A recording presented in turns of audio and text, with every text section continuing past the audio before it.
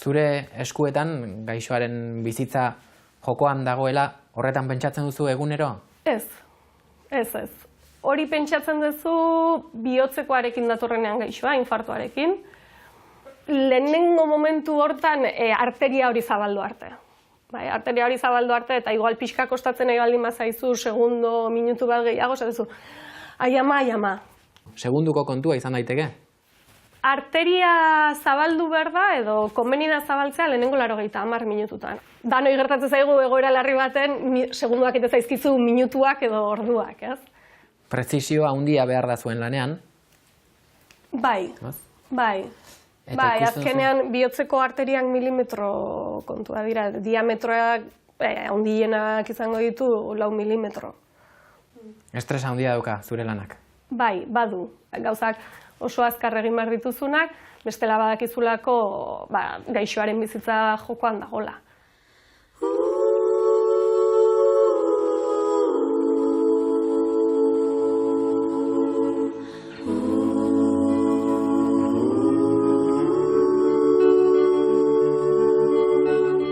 Lanean ari direnean gure bizitza euren atzpuntetan izaten da. Zirujauak, suhiltzaileak, garraio publikoetako gidariak, zero akats onartzen duten lanbideetan ari dira profesional horiek eta beste asko, gaur Urranditan.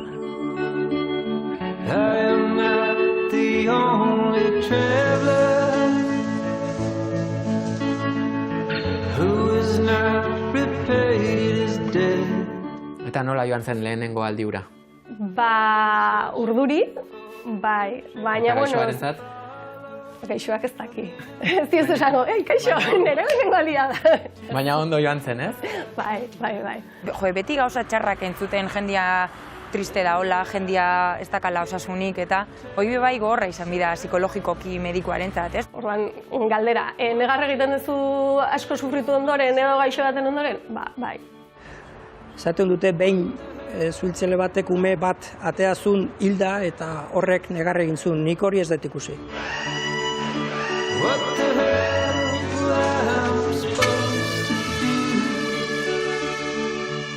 Nik nire eskutan ez dauket pertsona baten bizitza, baina gure erantzukizuna oso garrantzitsua da ere. Jokoan dugu pertsonen askatasuna, pertsonen ondarea. Lanean ari zarenean, zure huts egite batek beste askoren bizitzak arriskuan jartzen ditu.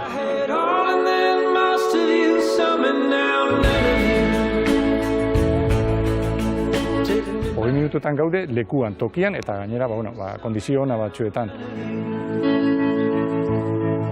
Haiek lanean huts eginez gero, besteok arrisku bizian izan gaitezke. Gaur, Urranditan, zero akatseko profesionalak.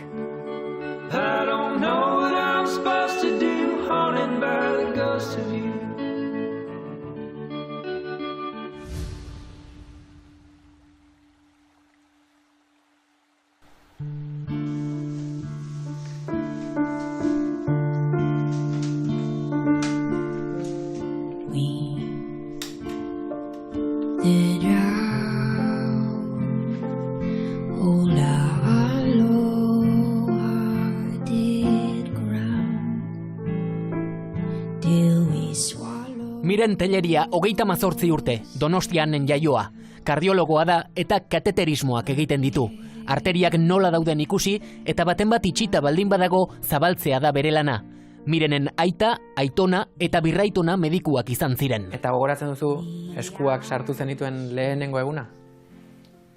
Bai. Bueno, eskuak azkenan entrenamendua edo formazioa poliki hasten da. Eta residentzia garaian ere zehozer egiten duzu. Orduan galdaka onja zehozer egin nuen. Baina beti daukazu norbait ondoan eta ezin dezunean besteak erakusten dizu. Eta bakarrik utzi zintuzten lehenengo eguna hori gogoratzen duzu? Bai, baita ere. Bai, hor sortzen dira norberaren burrukak, ez? Norberaren beldurrak orduan azaleratzen dira. Orduan esatezu, gai naiz, enaiz izango, eta beste norbait balego nola egingo luke eta hau, eta ondo jungo da, eta bai, edo gaizki doan lehenengo aldian. Eta nola joan zen lehenengo aldi hura? Nola lehenengo aldi hura, bakarrik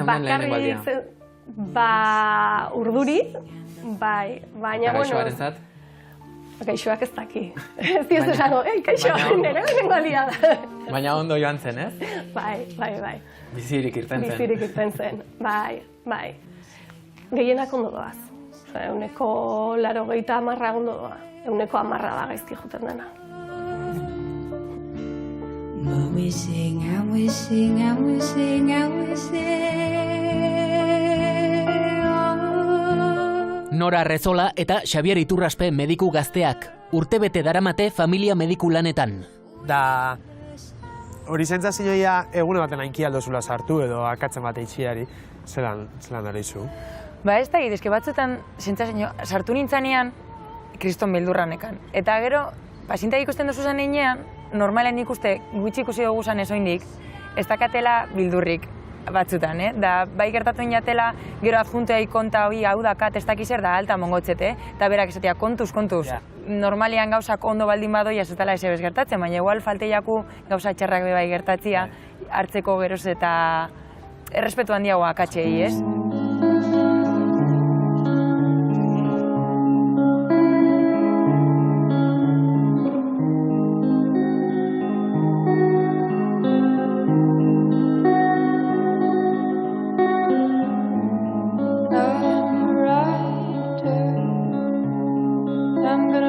Mentalki eta espaldin bazaude fuerte momentu batzutan bai esan dezakezu, bera, ni gaur noa. Nire etxean geratu eta, baina, bueno, ikasten da. Already lost. So which thought is the truth? Dena komplikatzen denean, erabakiak azkar hartu behar dira. Bai. Izaten da momenturen bat, non paralizatuta gelditzen zaren momenturen bat. Gaur egun ja ez. Gaur egun ez, hasieran eta igual bai. Bueno, eta hasieran beste norbaiti deitu beharra eta bai. Baina orain ez. Zenbatuta dituzu ebakuntza gelan zenbat pertsona galdu dituzun? Ez. Gutxi gura bera bai, baina zenbatuta ez, bestela ezingo litzateke aurrera. Ez asko direlako edo gutxi direlako. Danek ez dizute eragin bera sortzen. Bai, badaude egunak, badakizunean gauza guztiak ondo egin dituzula eta gaixoa oso gaizki zetorrela eta gaizki jundela eta esatuzu, hau espero zan. Badaude egunak, naiz eta gauzak ondo egin eta gauzak berdin egin, zu bajuago zaude, orduan gehiago iriste zaizu gaixo hori, egunero ez da berdina eta orduan hori bai zenbatzen duzu, danak ezinezkoa litzateke. Ezinezkoa litzateke aurrera jarraitzeko, ez asko direlako. Baizik eta hurrengo egunen aurrera jarraitzeko hasiko bagina egunero pentsatzen, hau eta bestea eta pixua bizkarreko zamagaina izango litzateke gogorra. Bi momentu latz daude batez ere. Bat da, gaixoa oso gaizki datorrenean, gaizki baldin badijoa, latza da, baina eramangarria. Eta bigarren momentu latza da, gaixoa ondo baldin badator, eta edo zer gauzagatik gaizki baldin badijoa. Eta hor bai gogoratzen dut nire lehena, gogoratzen dut nire azkena, eta gogoratzen ditu danak. Ez danok daramatzagu hor gure bizkarrean. Lanean ari zarenean, zure hutsegite batek, beste askoren bizitzak arriskuan jartzen ditu, zurea ere arriskuan jarri dezake. Ez dakit hori kontutan izaten duzun zure egunerokotasunean, ala ez? Gauza bat argi dau, hegaldi baten erresponsabilidadea pertsona zati askotan banatzen da, naiz eta gero komandantek eukin erresponsabilidade nagusi edo printzipala.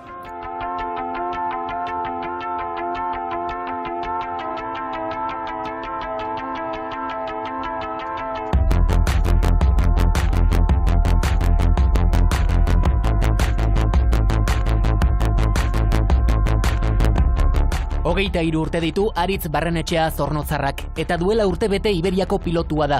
Momentuz ez da komandantea, kopilotu modura egiten du lan. Ez du uste arriskuarekin bizi denik.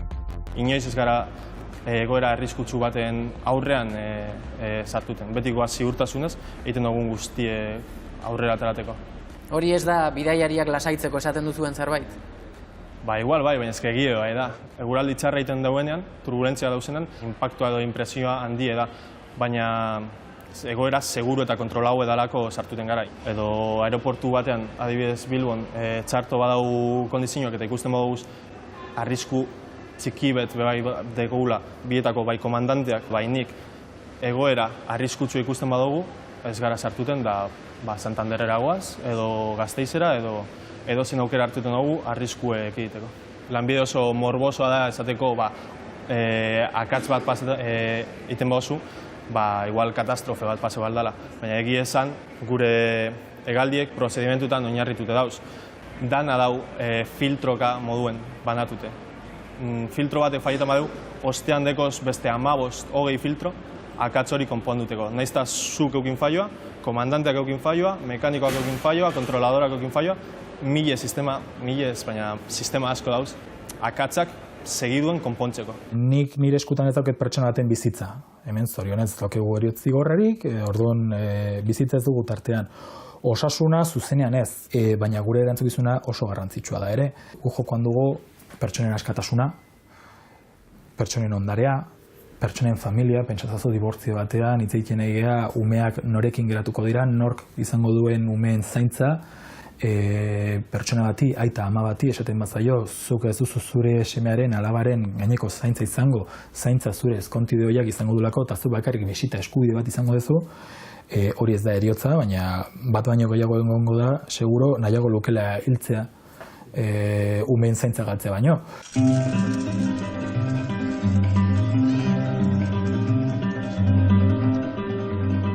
Daniel Martínez eta Garbine Gomez abokatuak, Ordizian eta Santurtzinen jaioak urrenez urren. Norbere aldetik ari da lanean, Errenterian Daniel eta Donostian Garbine. Aspaldiko lagunak dira. Garbize, ez zemuz aste santue, atxeden hartu du, Ba, asko ez. Asko ez. Ni ostegunetik igandera, baina gero astelenean guardia eta pentsatzen nuen bezala tokatu zait lan egitea. Guardia zena? Violentziana. Oso gaizki eramaten dut genero indarkeriaren gaiak. Behin, konkretuki, deitu zidaten epaitegitik, jitsi nintzen, kalabozoetara, hitz egitea, bezeroarekin, atestatuan zegoen froga fisikoak nahiko argiak ziren, baina deigarria egin zitzaidan, nik esplikatu nionean guztia, berak aipatu zidan, bueno, que ella no tiene ninguna marca. Orduan ni horre zutan, esan nion pentsatzen nuen guztia, naiz eta gero profesionala izan behar zara, eta noski kondenatuko zuten, baina nire lanaren ondorioz arindu zen nahiko epaia. Baina ez nintzen sentitzen arro nire buruarekin. Askotan jokua o antxerkia horrela da. Batzutan nire buruari iruzurra egiten dio dela, eta nire buruak konbentzitzen dut, tipo, benetan ez da inerrudun. Eta da, nik bakarrik ikusten dut ez dela inerrudun, ni naiz bakarra hori ikusten duena. Eta eske bestela ez badezu autoengain hori egiten... Cada loco vive su propia locura, Cada loco vive su propia locura, eta eskerrak horri, bai. Abokatuen lan alorrean ofiziozko txandak izaten diren bezala, mediku batzuk badaude behartuta guardiako txandak gauta egun betetzera. Kardiologoen kasuan horrek dakarren estres plusarekin. Guardian gaudenetan egotegera lokalizatuta. Orduan, 5 gera lantaldean gu, asteka banatzen ditugu guardia horiek, eta aste osoa zaude lokalizatuta, igandean gaueko 9-tatik, urrengo igande gaueko 9-ak arte. Eta ditugu 25 minutu edo ospitalera iristeko. Ezin zaitezke asko urrutiratu. Ja, egon behar dezu 25 minututan, kirofanoan, pijama jantzita, eta segun eta gaixoan hundik datorren, ja zurekin batera iristen da, edo zai egon zaitezke minututxo batzuk. Lehenengo aldian niko goratzen dut hasi nintzenean, nengola olako mania persekutoria batekin, mobilakin, begira, lokartu eta entzungo dut, gero ja, ohitzen zera eta badakizu entzungo duzula. Ez zera, nik uste lo sakonik ez dezula hartzen inoiz. Baina, bai, eramangarria da gauza bada. Egia da, asko daudenetan, batzutan nekatu egita zarela, baina eramangarria da. Beti gauza txarrak entzuten jendia triste da, hola, jendia ez dakala osasunik, eta hori bai gogorra izan bida psikologikoki medikuarentzat, ez? Baina nik uste dut gero medikulo lan nagusiagoak eta urteak dara matzatenak eta posik uste doaz, así que nik uste urteekin bai lortuko dugula guk bai eukitia. Orduan, galdera, negar egiten duzu asko sufritu ondoren edo gaixo baten ondoren? Bai. Esaten dute behin zuhiltzaile batek ume bat ateazun hilda eta horrek negar egin zuen. Nik hori ez dut ikusi.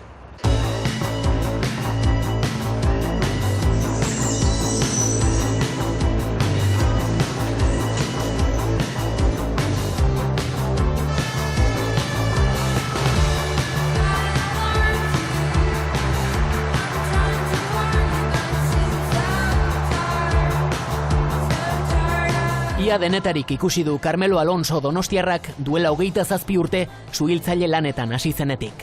Intxaurrondoko egoitza nagusian 16 gizon izaten dira Carmeloren esanetara. Tokatu zaigu atentatuak, pertsonak erorita, zuteak, istripuak, aldezun guztia indezu eta batzutan gaizkiatea da. Ez zure lana gaizki egin dezulako, pertsona oso gaizki zegoelako eta pertsona hori hilda, edo hilta zegoen gu iritsi garenean. Beti galdetzen duzu zerbait gehiago egin genezakeen edo ez, baina, zu oin dana ikusten aizea eta errez dakazu lekutara sartzeko gu ez dugu ezer ikusten. Hemendik egin izan bagenu, orduan hobeto horria pasain behar duzu eta pasatzen duzu, bizitza aurrera doa.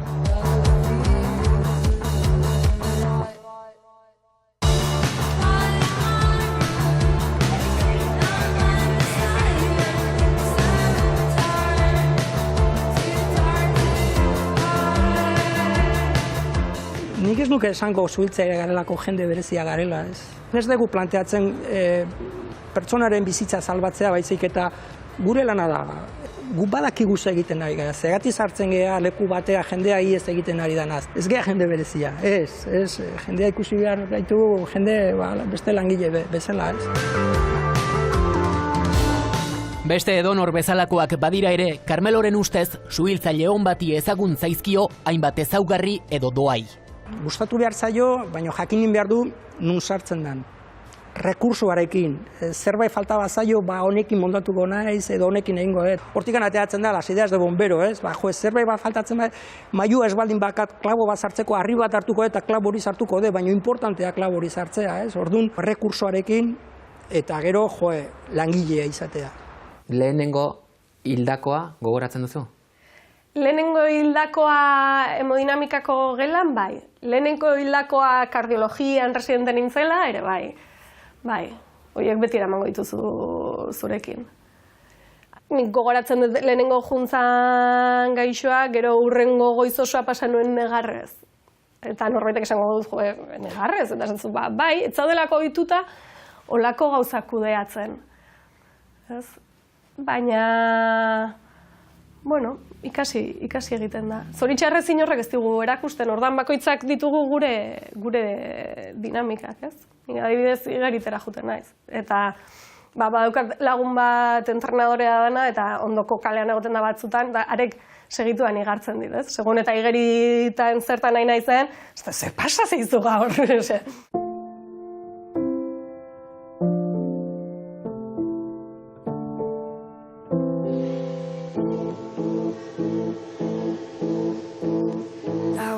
Swim in your current, carry me out up and away. I wanna flow on every word you say. Urrazpitan sartze horrek beste norabait zaramatza, edo naramani behintzat. Bai, ez zu zaratarik entzuten, zure arnasketa, zure ura eta benga. Want to be underneath your weather, never be cloud and rain so. I wanna flow in between. Milimetro gutxi batzuk dituzten arteriak manipulatzeko beharrezkoa alda buruhotza ez ezik, goi mailako kirolari baten forma fisikoa. Forma fisikoa? Nire ondorioa beste bada. Nik uste danok daukagula forma fisiko ona eta egiten dugula ariketa asko, baina estresa botatzeko moduan. Ez forma fisiko onean egon behar dugulako, baizik eta nolabait, bota barrezulako bizidezun hori.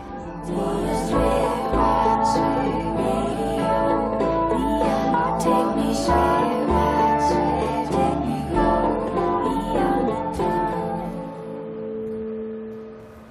behar dugu kontzentrazio berezia momentu jakin batzuetan.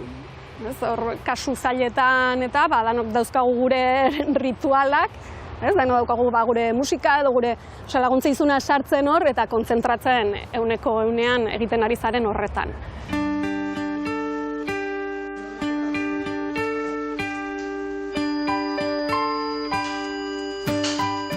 Nik katamolo jartzen dut.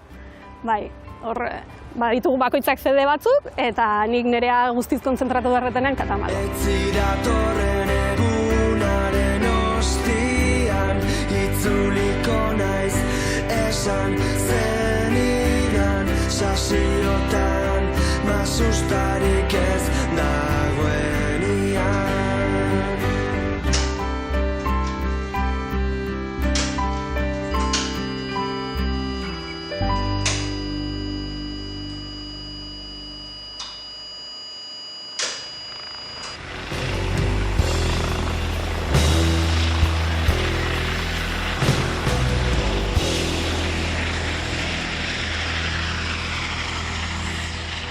Ez da berdina egin erreskate bat, gaur daukagun eguraldiarekin adibidez, eguraldi ona, eguzkia, bizibilitatea handiarekin, helikopteroak alduela irten, edo neguan izatea erreskate bat, euria, lainoa edo elurra denean. Hemetik anboto gailurrean, algara egon 20 minututan eta material guztiarekin, kamilak, sokak, botikina, dena. Hori neguan elurrarekin edo haizea handiarekin, ekaitzarekin, helikopteroak ezin du irten.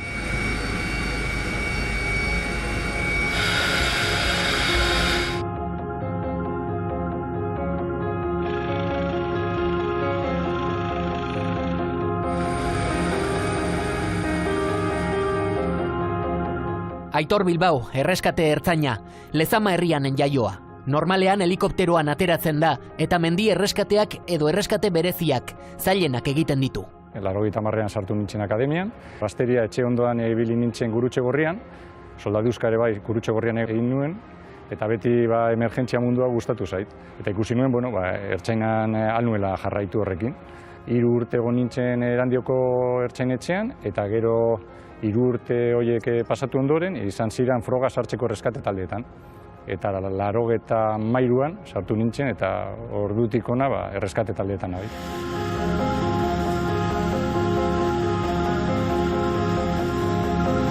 Normalean ondo ateratzen dira. Karo, istripua oso larria izaten da eta heltzen garenean pertsona hilda dago. Eta hori ezin da ezer egin. Erreskatatzen da korpua eta sentitzen zara pozik lortzen duzunean pertsona zaurituak edo desagertutako pertsonak aurkitzen dituzunean eta ondo itxiten duzunean bere familiarekin edo etxean.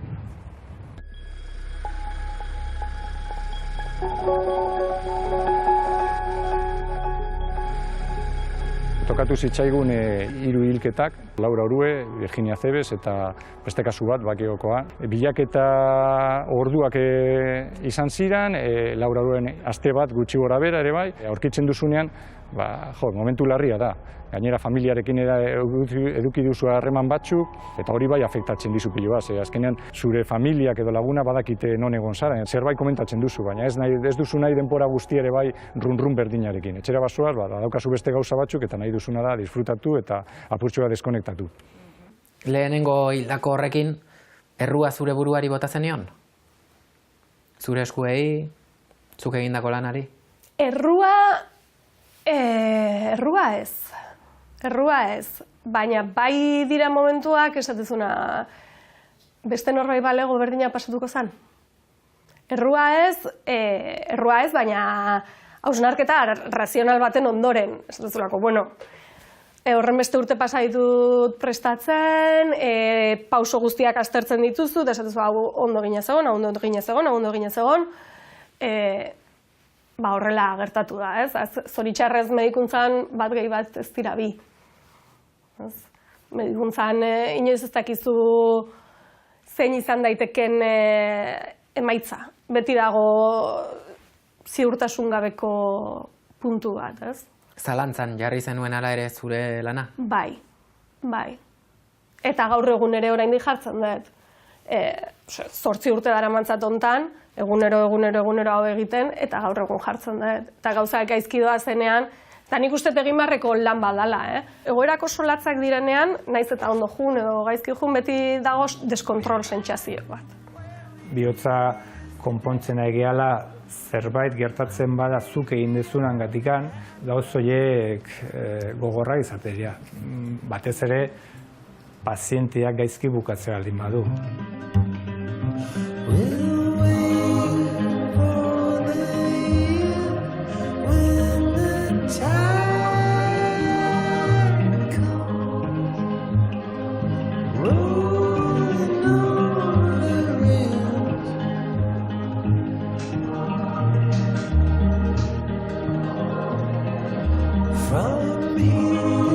Garikoitz Lasa Oiartzuarra, aita txirrindularia zuen eta berak ere eliteko txirrindularitza ezagutu zuen, baina ez zitzaion bereziki gustatu. Medikuntza ikasi zuen eta kardiologian espezializatu zen. Bihotzeko interbentzioak egiten ditu bularraldea ireki gabe, hau da, pazientea lokartu gabe.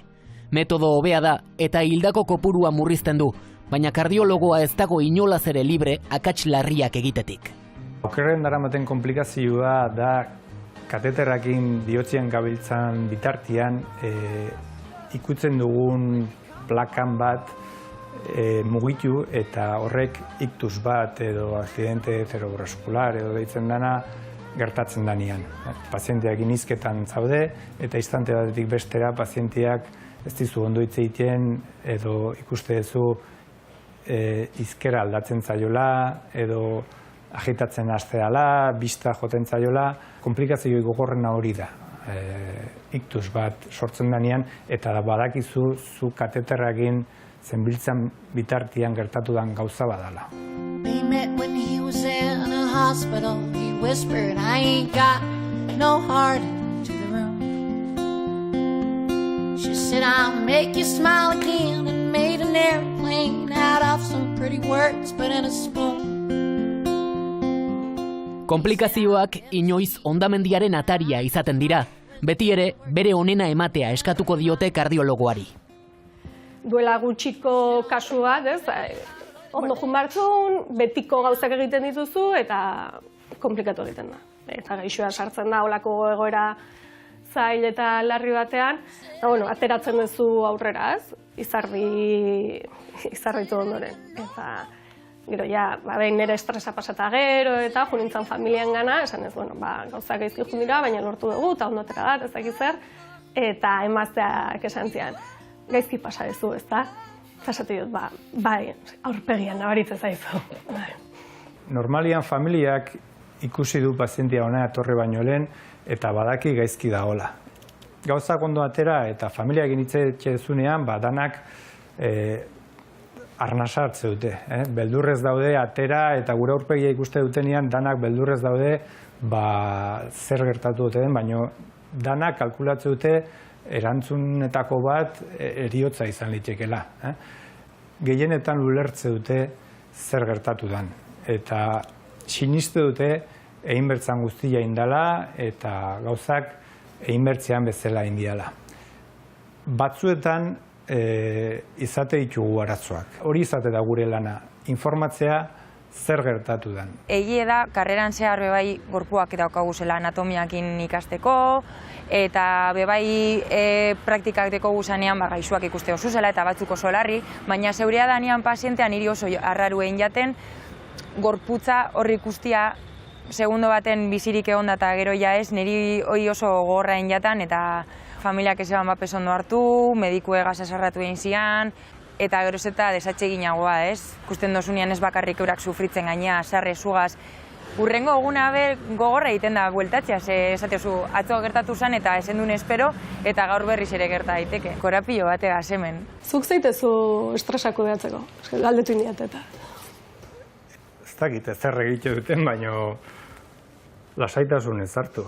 Zuk daukazu momentu horietaren erantzunkizuna eta zuzea lasai egon berdezun pertsona.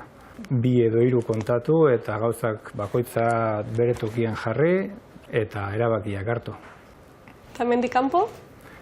Eta hemendik kanpora pozik eta lai bizitzen saiatu. Daukaten lana asko gustatzen zait eta naiz eta batzuetan gorra izan eta jakinda pazienteak gure gana sufritu ez etortzen diala, laguntzen saiatu. Nire ustez oso importantea da guk gure lanaz disfrutatzea. Etxe eraman dituzu gauzak? Bai. Batez ere arazoak ez dituzunean ulertzen, soluzioaik ez dituzunean ikusten ere, horrek gorputz-txarra uzteizu eta hori ere etxera ematen duzu denbora bat dago. Eta batez ere gauzak gaizki ateratzen dianean gure akatsengatikan. Hori ere batzutan gertatzea eta niretzago hori izatea gogorrena. Lanak izango dugu buruan esperientzin bat. Gure kasuak danok ditugu, ez? Bai. Pazientien mamuak, ez? Da nik uste dut gure kasuan hasi barra garen egian manumu horre pixu gehiago daukela. Baina nik uste urtien poderioz ikasiko dugula horrea zelkar bizitzen be bai. Eta ohera ezartzen mamu horrekin, ez?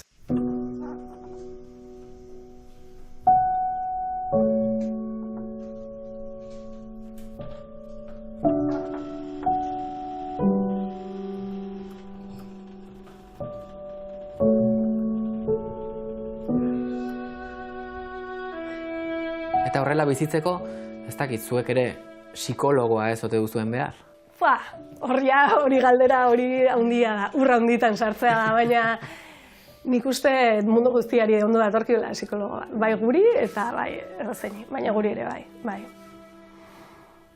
Nik hori horrela uste dut, igual beste norbait esate jozu eta esango izu, hau gero, ez dakit, atera egun baten lagunekin eta jazta, ez zaizu dena. Bueno, nik horretan ez da sinisten, hori horrela denik. Baina, bai. Hauek galdetu diate gaur goizean, parrandaketa botatzen duten. Nik ez dakit zer pentsatzen duten. Egia da, esan dut, ni superarduratxua naiz, batzutan.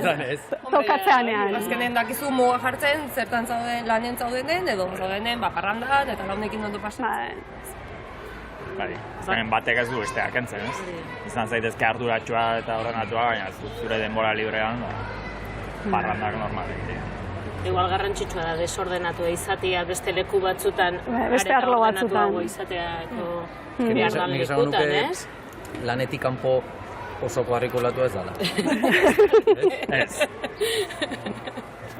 Ez, Bueno, segun zentzutan. Nik esango zure motxile iriki eta dana da hor txukun jarritat. Hori ez. Ez, eta oporretan jute geanean gela izatea desastro bat, eta... Azkenean, alor batzutan oso disiplinatu balin batzea, bestetan behar dezu pixkat justo kontrakoa, ez? Horrek abilatzeko. Ez? Bai. Nik uste hori dakazu. Baina tamainan, ez? Bueno, tamainan, batzutan bai.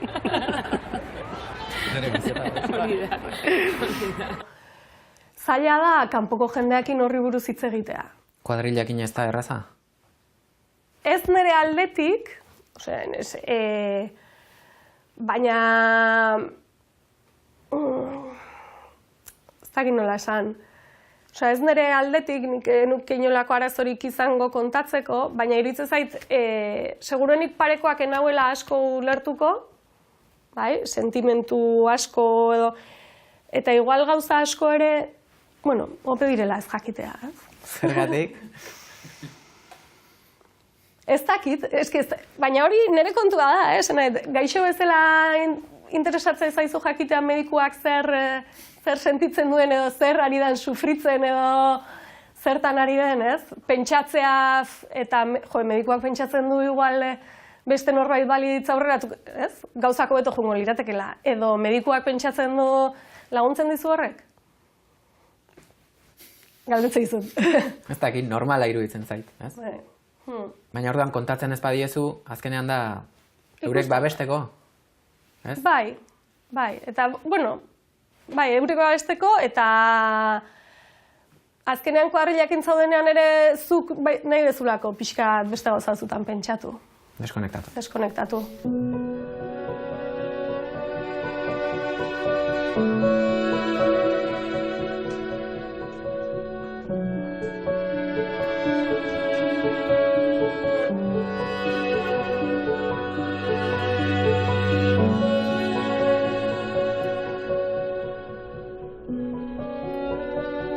Etxera iristen naizenean, ez daukatola, ja behin igeritetik pasabaldin naiz, ez daukat ezer berezirik, ez. Ikasteak ere lasaitzen hori esan. Bai, jarri eta esan, bueno, ez, goazen aurrera jarraitzera eta goazen ikustera nundi datorren, zergatik, eta bai.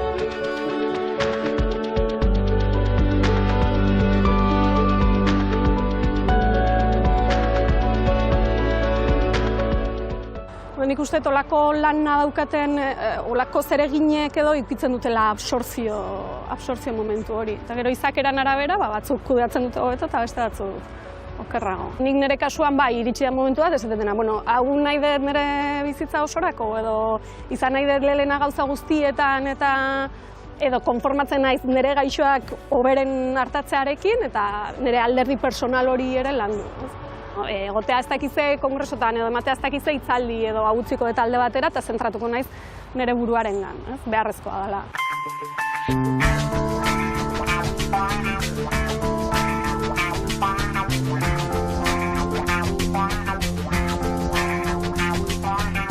Noiz posten zara gehiago? Ikusten duzunean etxean lo egingo duzula edo herrialde esotiko bat bizitatuko duzula? Bueno, nire kasuen nik familiarik edo ez dekoten ez bai, gustora hartute dut kanpoan loin behar dutezen gabak edo, eta ez dekot interes berezirik bez etxean gaba bat pasetako, lan egunen artean. Orduen, kanpora noanean eta kanpoan loin behar dutenean, ez dekot arazo berezirik bez. Eta nola uste duzu ikusten dutela bidaiariek zure profesioa? Errespetua galdu diogu pilotuari, edo oraindik ere asko errespetatzen den profesioa da? Nik ez dakit exactamente lehen zelangoa zen profesioan ez dakit estatuse edo, baina igertze dutena da bidaiari gurekiko errespetu mantentzen da bela, guk gure lana profesionalki atera behar dugu, eta eurek gu profesionalak garela ikusteak ondo dago.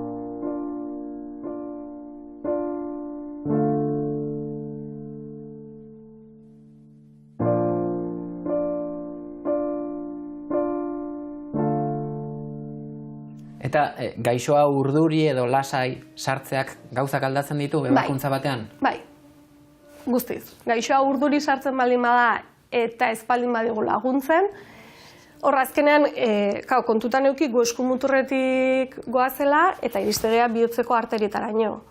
Orduan, hor daukagun materiala gaixoa mugitzen baldin bada eta material horrek min eman dezake bihotzeko arterietan. Bihotzeko arteriak hautsi ditzake, min eman dezake.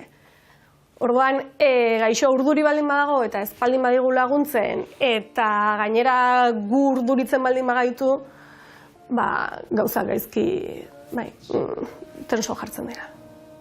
Orduan, bi aukera izaten ditugu gaixoa lasaitu, batzutan egiten duguna, edo gure barruko pen puntu hori bilatu eta venga, lanean jarraitu. Gogoratzen duzu ebakuntza zehatz bat, non gaixoa urduri egizegoen eta dena okertu egin zen?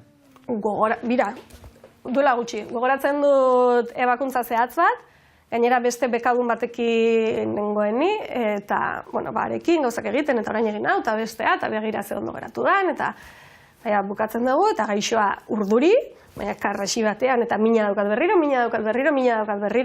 baina lasaitu, baina mina, eta ezin dut, berriro sartu genuen ebakuntza gelan, gaixoa, urduri baina gainera esatezula, ez da posible, dana geratu da, perfecto, elektroan ez dauka aldaketari, berriro sartu genuen ebakuntza gelan, ez zegoen ezer, eta bukaeran, esan nion, bira, jarri zan oso, errespetua galdu zuen, eta esan nion, bira, azkenean, zuretzako kalte da eta guretzako kalte da. Eta ja, dana bukatu zanean, hemen gaudenok ere errespetu bat merezi dugu, ez? Zu sufritzen ari zera, baina gu ere bai.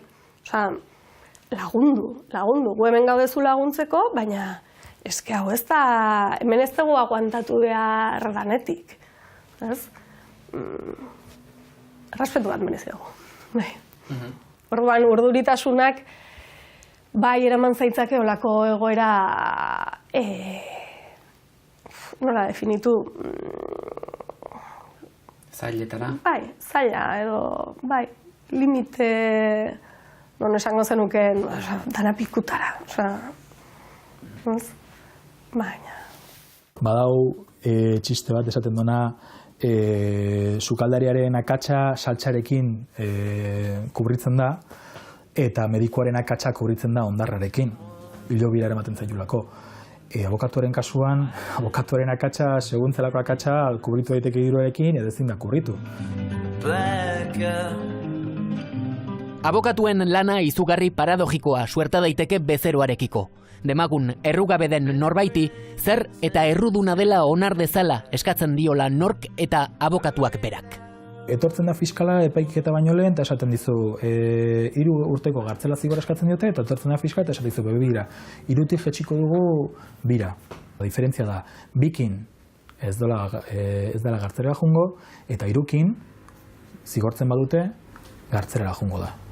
Arriskoa asumituko dugu? Bezeraren ikuspegitik ez. Ni izango banintz hor dagoena, ni jokatuko nuke. Nik epaiketa ospatuko nuke, saiatuko nintzake demostratzen errugabea naizela, eta zigorri gabe geratzea. Baina, klaro, ez da nire askatasuna joko ondo dena. Eta klienteari ezin diota aholkatu arriskua bere gainar dezan, eta klienteari esaten diozu, hartzazu emate dizutena. Baina ez da bidezkoa, ja, baina eske froga guztiak zure kontra daude, epailearen irizpidea ezagutzen dut, eta ematen ditugun azalpenak ez zaizkio nahikoak izango, asumitu zu. Dana pikutara. Pentsatu duzu inoiz amore ematean? Pentsatu dudan inoiz amore ematean, zezentzutan... Lana gogorregia delako, hildako gehiagik ikusi dituzulako. Pentsatu dut inoiz, oporrak behar ditut, ja. Bueno, hori danok. Bai. Lana ustea... Ez, asko gustatzen zait egiten dudana. Bai, eta gauzak ondo bazenean, bai, hor sortzen zaidan sentimentua eta oso handia da. Bai, norretek. Eta zer da gehien gustatzen zaizuna? Adrenalina gauza komplikatzen direnean eta dena ondo irtetzen denean azkenean adrenalina puntu hori edo zer? Ez gauza komplikatzea gustatzen. Gustatzen zait, adibidez norbait bihotzekoakin baldin badator, eta arteria zabaldu, ondatera, etxera, zepozik, eta zepolita dana. Hori da gehien gustatzen zaidana. Azkartasun hori eta jakiteak zuk egiten dezunak eragina duela, eta gaixoa gero ondo aterako dela, eta bere bizitza normala egin ahalko duela. Hori da gustatzen zaidana. Duela 2 aste, aste buruan, gaixo batekin gurutzatu nintzen, gainera ona da, jendeak nien hauelako kaletik ezautzen, mendeko horrela igual bai, baina kaleanen hau ezautzen. Ordan, gaixoak ikuste dituzunean, beraien bizitza egiten, eta esatzen jo, ze ondo, ez? Pasioan, erosketak egiten, eta hola bai, honek merezi du, ez? Nire esfortzuak eta nire momentu txarrak eta guzti hauek, merezi dute. Izan dituzu olako kasuak ebakuntza gelan ikusi eta gero kalean ikusi? Bai. Eta gogoratzen dira zutaz? Normalean ez. Ez, azkenean ebakuntza gelan ibiltzen galako gorroakin, betaurrekoekin, desberdina izaten da. Baina zuk haiek denak gogoratzen dituzu? Asko bai. Bai, denak ez, Ez, baina asko bai. Bai, bereziak izan direnak edo bai. Da, aurten eukio zuen gauzarek eta politzen edo gehien Ni osasun zentroan hasieran egon ginen 3 bat hilabete, eta zegoen bikote bat nagusia bazien, eta emakumea zekan gauza piat, patologia piat zekan, ez? Eta bere zenarra nola zaintzen eban horrek asko heldu jatan. Eta gogoratzeot Gabonetan opari bat utzi eustiela eurek osasun zentroan niretzat, eta horrek kriston ilusina egin eustan ikustea nola bere famili parte bai nintzen. Eta zeuria? Bialdu niluen mazarri batera, ikusten aitzitza zelan eguan, eta bixizan, beren hiloak inez. Da, adin nagusiko azalez, apur bat desorientat eguan, igual esan askorik konturatzen eguna edo arratzaldia edo goixa esan. Eta beren bost da, igual 7 urteko lobak eukezen hilda marrazkileak, etxe guztitxik, da, segun eguneko ze momentu zen, aldatu itxe desan. Aitzitxa, arratzaldia da, aitzitxa, eguna da neu irakusten, begira, Xabier, begira, tal. Da, esanan, joe, bisikalidadia. I still feel like a child. Komplikazioak ez zaizkizula gustatzen diozu, baina hala ere ez da borrokarik izaten medikuen artean kasu arraroak tratatzeko borrokak izaten dira. Baina kasu arraroa ez da komplikazioa. Bueno, erronkak. Erronkak interesgarriak egiten zaizkizu. Bai, erronkak bai. Bai, eta erronkak bai gustatzen zaizkit. Batzutan erronka horiek izango dira larrialdi egoerak. Bai. Askotan erronkak dira larrialdi egoerak edo dira kasu zailak eta horiek bai gustatzen zaizkit eta horiek ondo ateratzen direnean asko gustatzen zain, ez? Bai, oso pozik ateratzen. Bueno, lehenengo gustu egiten naiz. Txirrindulari batek etapa bukatzen duenean bezala, ez ustuta iristen naiz, eta gero etortzen da horko gorakala, ez? Subidoi hori gero etortzen da. Eta horiek asko gustatzen zaizkit. Baina komplikazioak ez zaizki gustatzen. Uste duzu estatusa ematen dizula pilotua izateak? Edo nora joan eta esan pilotua naiz? Ez bereziki. Ni pilotu naz, beste profesio bat aukeratu dauen moduen. Hala ere, pilotua zarela esatea ez da oso normala. Edo zein kuadrilatan ez da aurkitzen. Ez da normala, bastante partikularra da, berezia da. Gitzien ez dut ikusten trato berezirik favorable edo... Ez bomberoa zarelako, paraiso batean sartuta zaude ez, hori ez du ezertako balio. Hori balio du eguneroko lana, eta gero benetan lana dakagunean aurre ateatzeko, langile izatea. Telebistan eta nor defendatzen du justizia, Superman, baina nik ez dakit egan, eta abokatuek defendatzen dute justizia hitzarekin, sozialki ondo ikusia dago, estatus bat daukezu abokatua zehalako, etzea barrendero, etzea ez abokatua. Oso lan gogorra da, fisikoki agian ez, baina mentalki bai, pertsonalki ere bai, eta diru asko irabazteko aukera dago, bai, baina diruak ez du pagatzen jasaten duzun presio hori edo erantzukizun hori. Hasieran neukan kriston bildur eszenikoa, ez? Epailea, fiskala, zirko guztia, zirko. Azken finean da antzerki bat. Igual gaizki esanda dago, baina pixka bai da antzerki bat, eta zure papera jokatzen dezu horretan. Eta egin nun, eta momentu horretan konturatu nintzen epaia fiskala, eta hor zegoen jende guztia pertsona ziren, ni bezala. Ez gutxigo, baina ez gehiago, ez da. Pertsona gara. Akats larri bat ezin duzu egin, hori garbi dago. Akats txikiak danok izan ditzakegu, eta danok ditugu, eta danok gara pertsonak. Eta danok ditugu egun hobeak eta egun okerragoak. Pentsatuko banu inoiz ezin dut akatsik egin, orduan erotu egingo nintzateke. Eta espero hemendik 65 urtetara arte, edo 67 ez dakit zenbatekin jubilatuko geran gaur egon, askotan ez gertatzea, baina ziur nago 1% edo gertatuko zaitela. Ziur nago hemendik aurrera akatsen baten bat, izango dudala, eta berriro egin beharko dudala hausnarketa, miren, zergatik. I still need you by my side. I still feel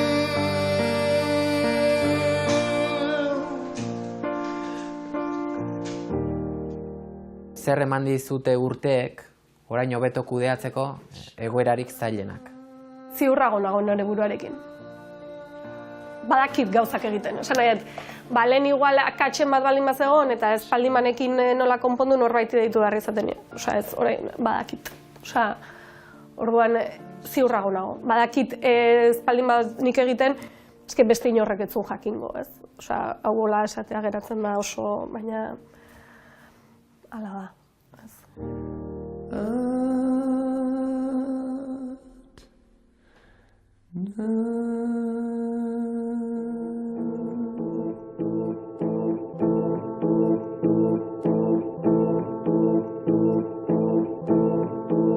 Arriskuak lanean norabide guztietan zabaltzen dira. Badira norberarentzat arriskutsuak diren lanbideak, eta baita besteentzat izan daitezkeenak ere. Gaurko ur handitan ikusi dugunez, arrisku doblearen erronkari heltzen dioten profesionalak langile espezializatuak dira, eta askotan espezializazio horrek estatusa dakarkie, baina trukean muturreko ardurari heldu behar izaten diote, ahal dela zero akats duena. Want to be underneath your weather, never be cloud and rain sun. I wanna flow in between everyone.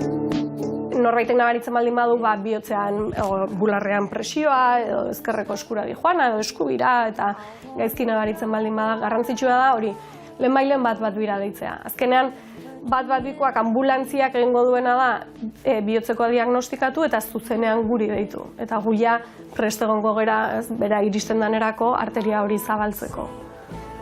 Eta zenbat eta denbora gehiago pasa, azkenean bihotzeak indar gutxio izango du gerora, eta naiz eta arteria zabaldu geroz eta gutxio erreskata dezakegu hor, geroz eta zelula gutxio erreskata ditzakegu.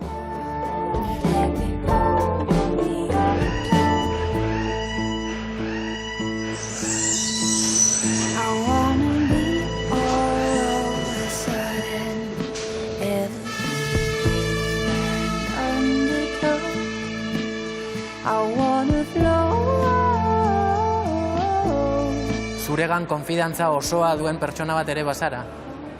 Bai, hegazkin baten aurrean konfiantzagaz joan behar zara. Esan dugu moduen, zero akats onartzen dire abiazioan. Baina ez zarete robotak, eta egun txarrak ere izango dituzu. Bai, baina egun txar bat badekozu eta hegaziteko prest ez bazauz, zoaz hegaziten. Beti prest joan behar zara hegaziten. Pertsona exigentea, konfidantza asko duena beregan eta odolotzekoa ere bazara. Behar da, bai, bere momentuetan behar da.